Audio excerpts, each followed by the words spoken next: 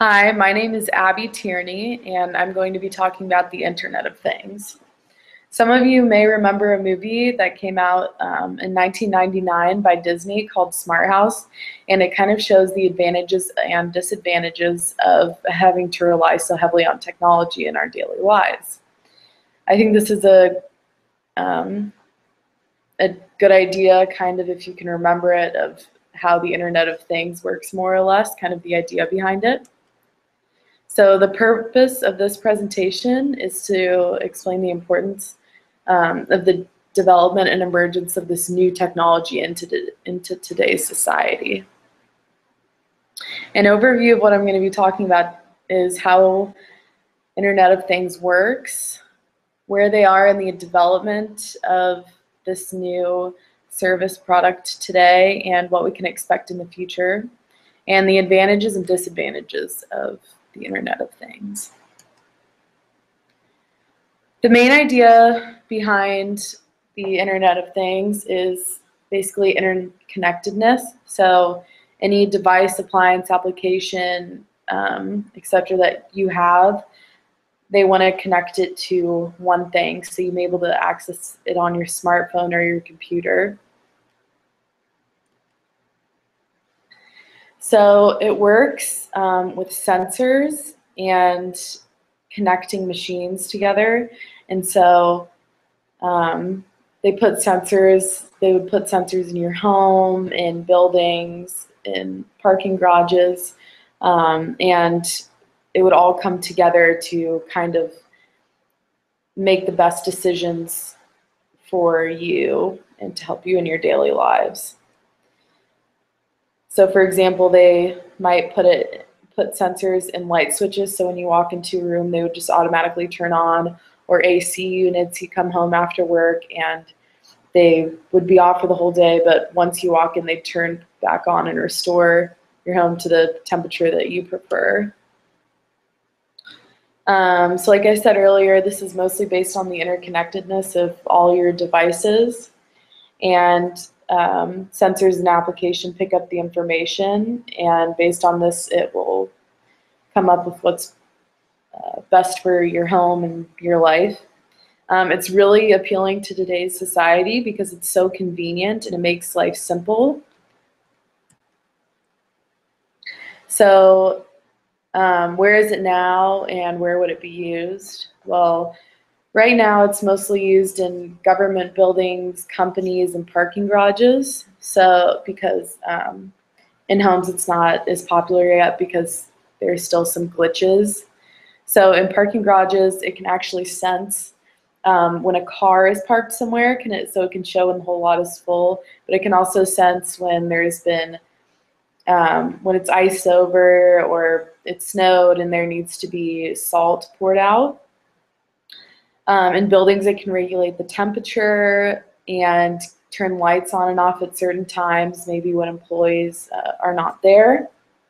And we should see this appearing more in homes once all the glitches get worked out and it becomes more affordable. So like I said, today we're mostly seeing it in buildings and like places like parking garages. Companies are currently developing it so that it can be more widely used in homes, and they'll definitely continue to develop that to make it more convenient and affordable and work out all the glitches. So in the future, like I said, once we see them work out the glitches, it can be in homes, and it's going to be a huge market.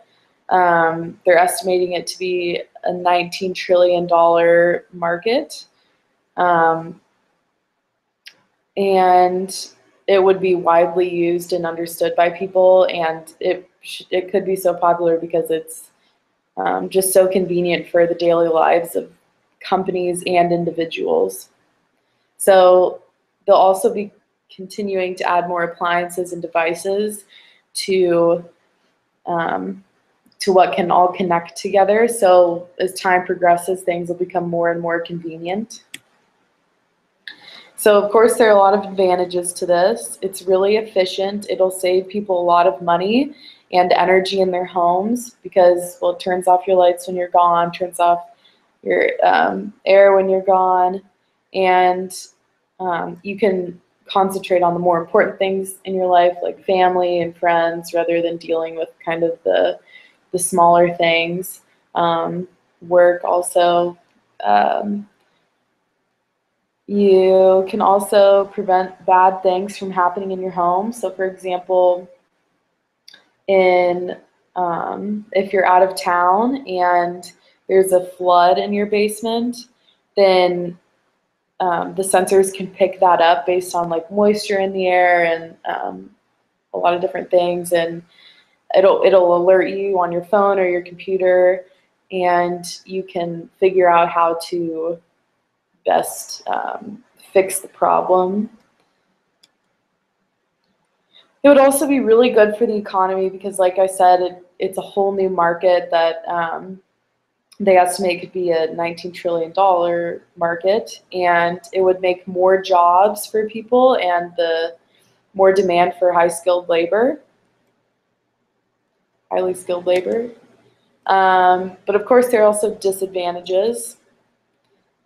In companies, they might kind of become like Apple, where Apple is, they only do Apple products, and sometimes they kind of try and get you with, like, if you don't register your laptop with them, by a certain point, they really can't do anything for you. And also relying heavily on technology can, if there's a glitch, something messes up, like you need an alternative, you don't want your AC to go out in the middle of the 100-degree summer heat. And you can also be susceptible to hackers, which I think could be a real issue in the future, considering how much everyone has really advanced in technology, and we've already seen some hacks by other by people in other countries or our country. In addition, while it does conserve energy at home, it can be really difficult to recycle the rare earth minerals that go into the sensors, different metals and things. And yeah, so it's really hard to recycle those. So what do we see for the future?